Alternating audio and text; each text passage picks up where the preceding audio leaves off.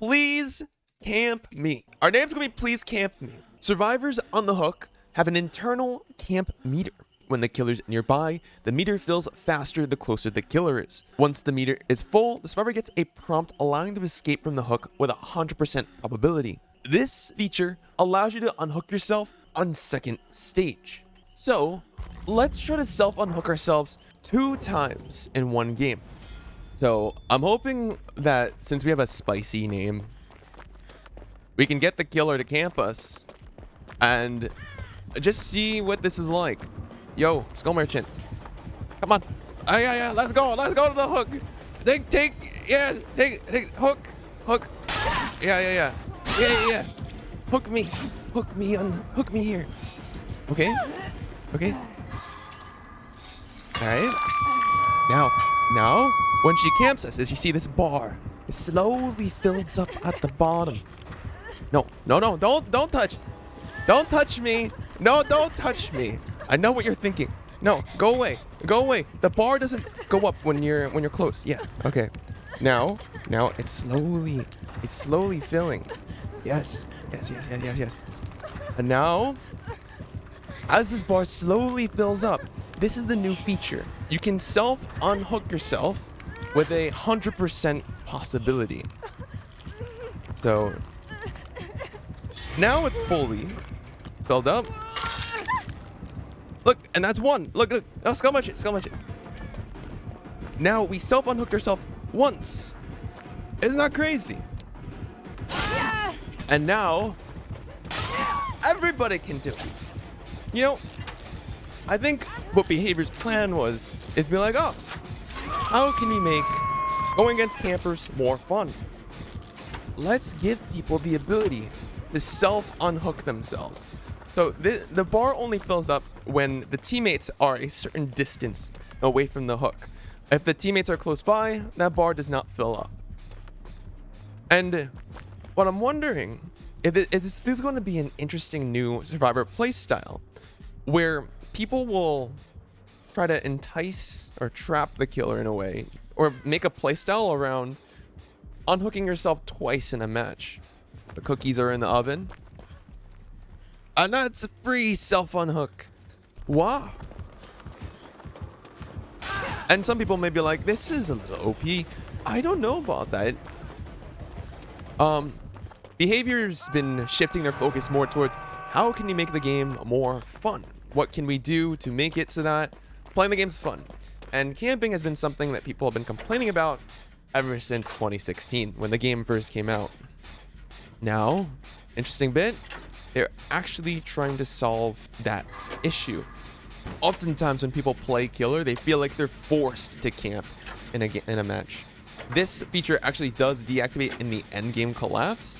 So I feel like it'd be interesting to see. That's the third self-unhook.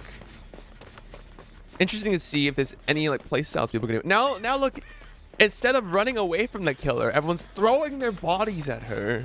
Yeah, me next. Yeah, camp me. Camp me, please camp.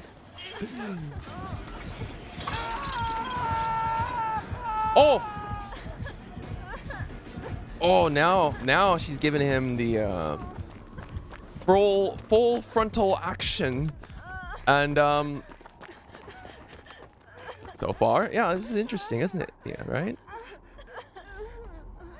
And that's the 4th self-unhook of the match. Now, the thing that I'm curious about is being able to unhook yourself twice. You obviously can't force the killer to camp you so that you're like, oh, I get 2 free unhooks this game. The killer needs to kind of make that decision out of their own fruition. This is the 2nd time that Dwight has been hooked. And there's a bit of a party, you see. A Skull Merchant extravaganza. Because he just hooked himself 2 times in one match. Now, we're going to go on the roller coaster.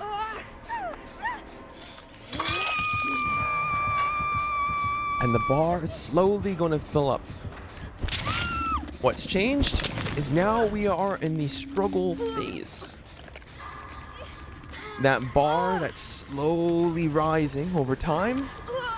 There are times when an endgame collapse, not an endgame collapse, during the match, the killer feels like, man, if I don't camp this hook, I'm going to lose. I need this kill as soon as possible. Well, now that has a little bit of a counterbalance to that. And even when you're on second hook stage,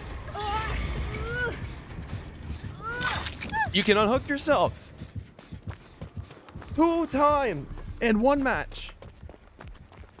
That's insane.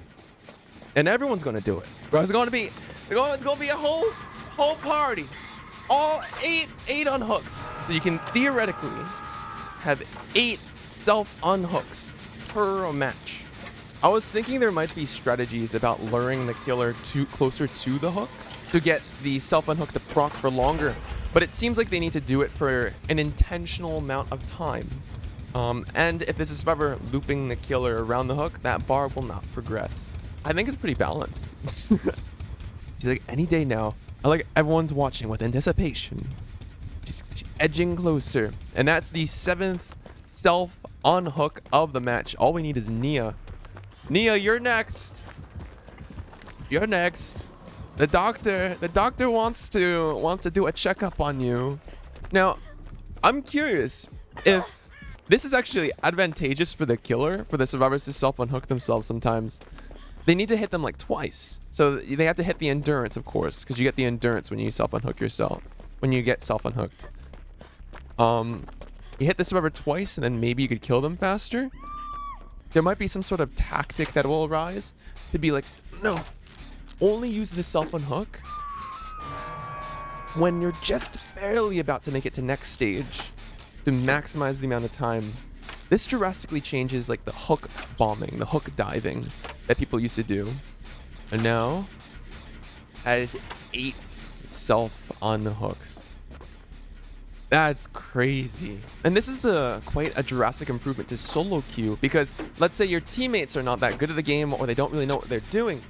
You can rely more heavily on yourself. Dude, this is going to be one of the best changes for DBD. But the fact that they're making it so that if you feel the game was a bit unfair with the teammates that you got or the killer that you got, you can rely more heavily on yourself if some variables don't fall into place. That is the new anti-camping mechanic. I think it's very interesting. I honestly kind of like it. It helps solo queue players out. It makes games more fun. If RNG kind of messes with you a little bit, you can rely a little bit slightly more heavily on yourself and your ability. And that's kind of nuts. So I'm gonna go do a little bit more exploring on the PTB, and I'm gonna see what I could cook up. Thanks for watching. Hope you guys enjoyed it, and hope to see you guys in the next one. Peace.